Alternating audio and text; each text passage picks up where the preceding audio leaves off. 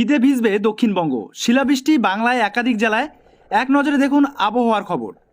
উৎসবে ভরা এপ্রিল মাস, রবিবার নববর্ষ, আর আজ খুশির ঈদ। কখনো প্রবল গরম তো কখনো তুমুল ঝড়। আজ ঈদের দিনে কেমন থাকবে আবহাওয়া, বৃষ্টি কি হবে, কি জানাচ্ছে আলিপুর আবহাওয়া দপ্তর।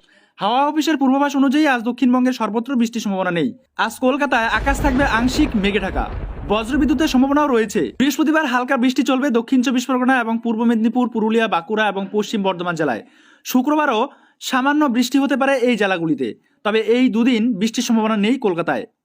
আপাতত দক্ষিণবঙ্গে সামান্য বৃষ্টির সম্ভাবনা থাকলেও গরমের তাপমাত্রা কমার কোনো পূর্বাভাস নেই। আজ থেকে তাপমাত্রা আরও বৃদ্ধির পূর্বাভাস দিয়েছে আলিপুর আবহাওয়া দপ্তর।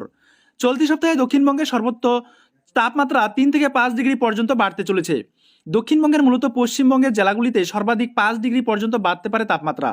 চলতি সপ্তাহে কলকাতা সর্বাধিক 3 ডিগ্রি পর্যন্ত তাপমাত্রা বৃদ্ধির পূর্বাভাস দিয়েছে আবহাওয়া দপ্তর।